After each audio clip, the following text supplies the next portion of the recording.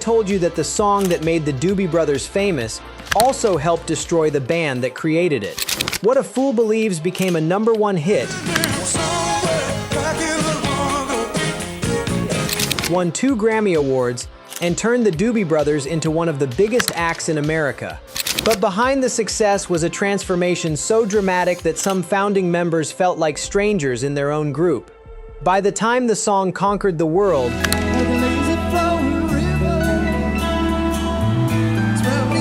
the band that had started the journey was already disappearing. To understand how that happened, we have to go back to Northern California in 1970. The Doobie Brothers did not begin as polished hitmakers.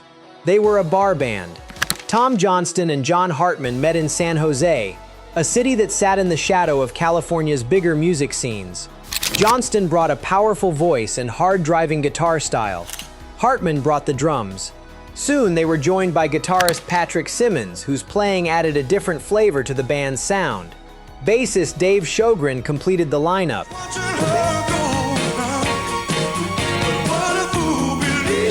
The band's name came from a joke about marijuana. Nobody spent much time thinking about it. They needed a name, and that was the one that stuck. What mattered more was the music. The group's proving ground was Chateau Liberté, a rough mountain venue in the Santa Cruz area. Bikers packed the place. The crowds could be loud, unpredictable, and unforgiving. If a band wasn't good, everyone knew it within minutes. The Doobie Brothers learned how to command a room. Night after night, they sharpened a sound built on pounding rhythms, twin guitars, and Johnston's unmistakable vocals. They weren't trying to create radio hits. They were trying to survive another night on stage. That approach paid off when Warner Brothers signed them.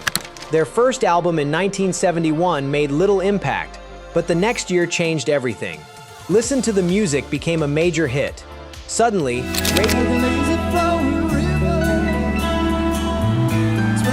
radio stations all over America were playing the Doobie Brothers.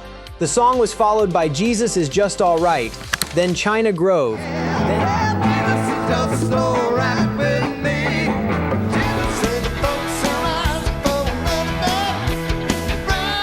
then Long Train Runnin. One hit became several became a career. By the middle of the 1970s, the Doobie Brothers were one of the most successful rock bands in the country. They had found a formula that worked. Fans knew exactly what they were getting when they bought a Doobie Brothers record. But success can hide problems. And one of those problems had been following Tom Johnston for years. It was a health issue that would soon force him off the road. The band needed a temporary replacement. Instead, they accidentally found the man who would change everything. The man was Michael McDonald. At the time, he wasn't a household name. He was a respected session musician, known for his work with Steely Dan, and for a voice unlike anything else on rock radio. Deep, soulful, and instantly recognizable, he sounded more like a rhythm and blues singer than a traditional rock frontman. In 1975, Tom Johnston's long-running stomach problems finally became impossible to ignore. A bleeding ulcer forced him off the road in the middle of a major tour. The Doobie Brothers suddenly faced a crisis: cancel the shows and lose momentum, or find someone who could step in immediately. Through guitarist Jeff Baxter, the band connected with McDonald. The plan was simple.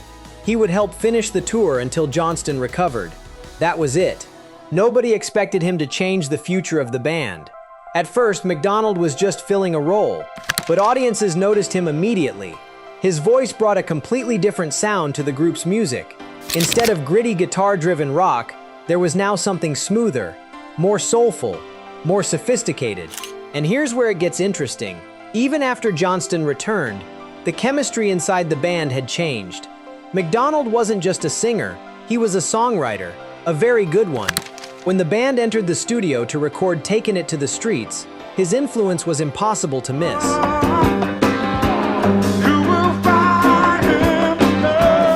The title track became one of the album's biggest songs and introduced many listeners to the new direction the group was taking.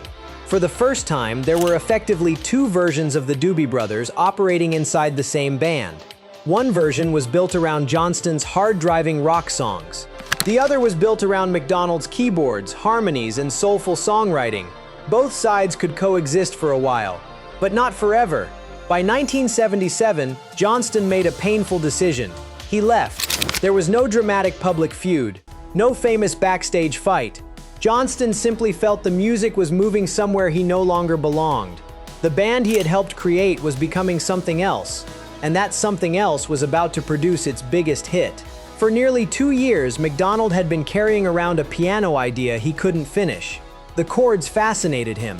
The melody felt special, but every attempt to turn it into a complete song hit a wall. The idea refused to come together. Producer Ted Templeman kept encouraging him to keep working on it. Templeman had guided the Doobie Brothers since their early days and believed the unfinished piece had enormous potential. McDonald wasn't convinced. Then one day, songwriter Kenny Loggins came over to work with him. The moment Loggins heard the piano part, he became excited. Unlike McDonald, he immediately heard where the song could go next. Within days, the two had finished writing it together. The song was called What a Fool Believes. Nobody knew it yet, but they had just written one of the defining songs of the entire decade. The problem was getting the band to agree, because when recording began, not everyone loved what they were hearing. In fact, some members reportedly hated it, and the sessions soon became some of the most frustrating in the band's history. Recording What a Fool Believes should have been a victory lap. Instead, it became a struggle. The Doobie Brothers had already embraced a new sound, but this song pushed that evolution even further. Gone were the twin guitar attacks that powered China Grove and Long Train Runnin'.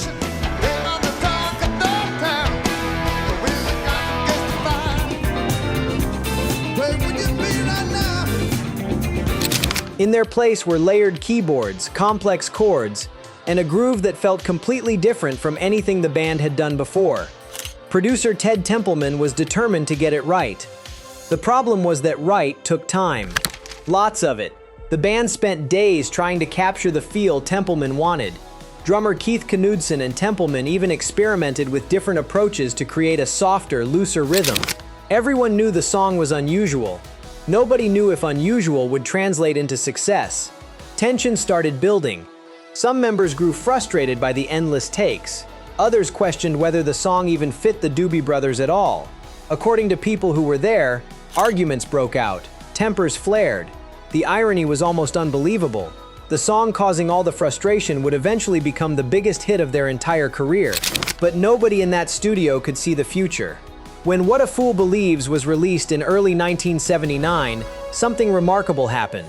Radio stations grabbed onto it immediately. The song entered the Billboard Hot 100 and began climbing. Week after week, it moved higher, then higher, then higher again. By April, it had reached #1. For perspective, this wasn't just another hit single. This was the most popular song in America. At the same time, the album Minute by Minute was dominating the charts.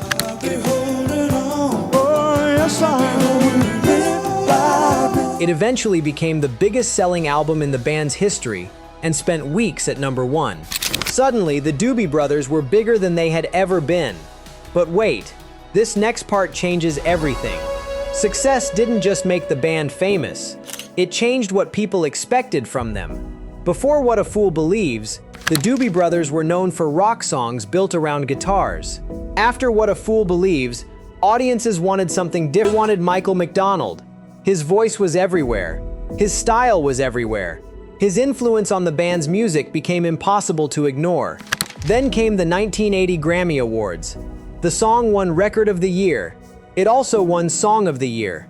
Winning one of those awards is a career-defining achievement. Winning both is incredibly rare. The Doobie Brothers had reached the absolute peak of the music industry. And yet, beneath the celebration, a problem was growing. The very thing that made the band successful was also creating distance between its members. Founding musicians who had built the group from scratch were beginning to feel disconnected from its new identity. Fans who loved the old rock sound were starting to argue with fans who preferred the newer, smoother style. The band wasn't falling apart, not yet. But a line had been drawn. On one side stood the Doobie Brothers, who had conquered biker bars and built their reputation with guitars and raw energy. On the other stood the Grammy-winning hit machine that had just taken over American radio. And before long, people inside the band would be forced to choose which version they believed in. The success of What a Fool Believes solved one problem and created another. For years, the Doobie Brothers had fought for attention. Now they had more attention than ever. The problem was that much of it was focused on one person, Michael McDonald. His voice had become the sound people associated with the band. His songs were driving the biggest hits. His style was shaping the group's future. Nobody had planned for that to happen, but once the Grammys arrived, there was no denying reality. The music industry wanted more of what had just worked. Record labels always do. If a song sells millions of records, the first question is never, "What's next?" It's, "Can you do it again?" The pressure to continue down the same path grew stronger with every success. Inside the band, that created an uncomfortable imbalance. Patrick Simmons remained a key songwriter and one of the group's most important members, but the spotlight increasingly followed McDonald. Meanwhile, some of the musicians who had helped build the band's original identity were beginning to drift away. In 1979, founding drummer John Hartman left. Hartman had been there almost from the beginning. He had played through the rise, the hit records, and the years when the band was still fighting for recognition. Now he was gone. Soon after, Jeff Baxter left as well. Baxter had actually helped bring McDonald into the group in the first place. Yet even he found himself struggling with the band's new direction. Different musical philosophies were pulling people apart. Nobody was necessarily wrong. They just wanted different things. And that's what made the situation so difficult. There wasn't a clear villain. There wasn't a dramatic betrayal. There was simply a growing realization that the people standing on the same stage no longer shared the same vision. Fans noticed it too. For some listeners, the McDonald era represented the band's creative peak. Songs like What a Fool Believes, Minute by Minute,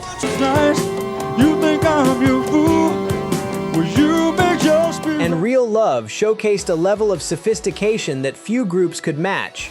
Others disagreed completely. They missed the grit of China Grove. They missed the energy of Long Train Runnin'.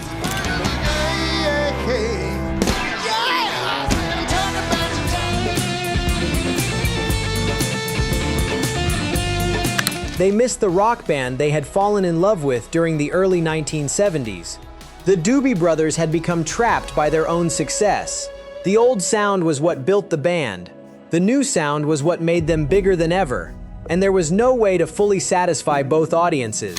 But what if I told you the biggest problem wasn't the changing music? It was exhaustion. By the early 1980s, the band had spent years recording, touring, promoting albums, and repeating the cycle all over again. Life on the road wears down even the strongest groups. One by one, the connections that held the band together started weakening. Members left. New members arrived. Then others left again. The machine kept running, but it was becoming harder to remember what it had originally been built for. From the outside, everything looked successful. The records sold. The concerts filled seats. The awards sat on shelves. But inside the band, something was running out. And before long, even the last remaining link to the original Doobie Brothers would reach his breaking point. By 1982, the Doobie Brothers had reached a point that many successful bands eventually face. They were still popular, they were still selling records, they were still filling venues, but they were no longer sure why they were doing it. Patrick Simmons had become the last continuous connection to the band's beginnings. He had survived every lineup change, every shift in style, and every debate about where the music should go next. If anyone represented the original spirit of the Doobie Brothers, it was him. Then he decided he had enough. After years of constant touring and creative tension, Simmons left. It was a devastating blow, not because he was the most famous member, but because he was the last remaining bridge between the band's past and present. Without him, the question everyone had been avoiding suddenly became impossible to ignore. Were they still the Doobie Brothers? Or were they simply a group of musicians using the name? The remaining members attempted to move forward. They gathered to rehearse. They tried playing through material. They tried imagining a future version of the band. It didn't work. Songs stalled. Momentum disappeared. The chemistry that had carried them through more than a decade of success simply wasn't there anymore. And here's where it gets wild. The person who finally said what everyone was thinking wasn't a founding member. It was Michael McDonald. According to later accounts, McDonald looked around the room and came to a simple conclusion.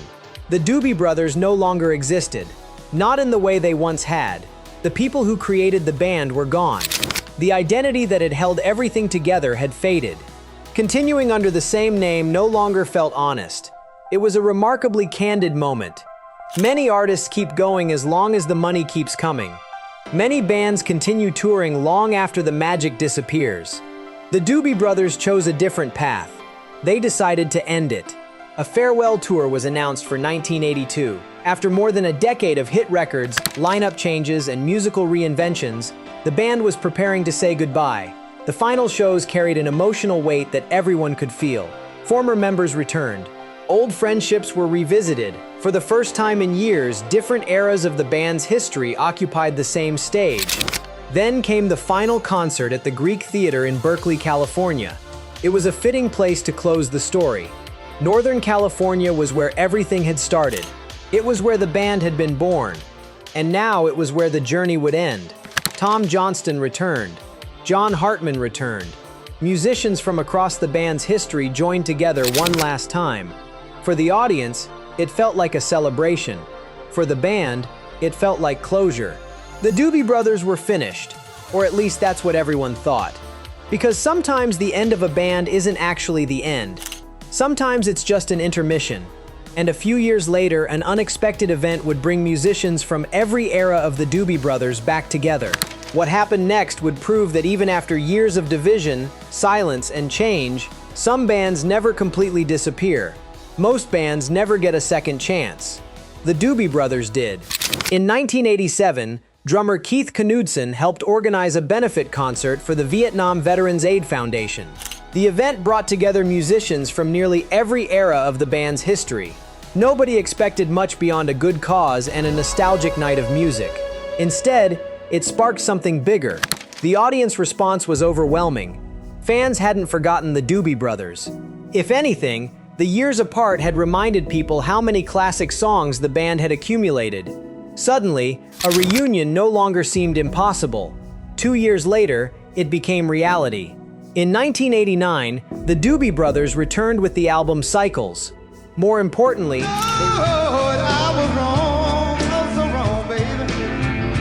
they returned to the guitar-driven sound that had defined their early years.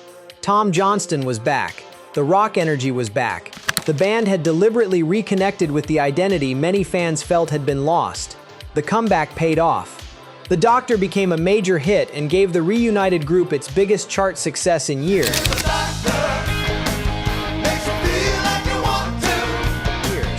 But here's the twist. The reunion didn't erase the Michael McDonald era. As time passed, What a Fool Believes only became more respected. The song never left radio. Musicians praised its songwriting. Critics began ranking it among the greatest recordings of its generation. The divide that once split fans started to disappear.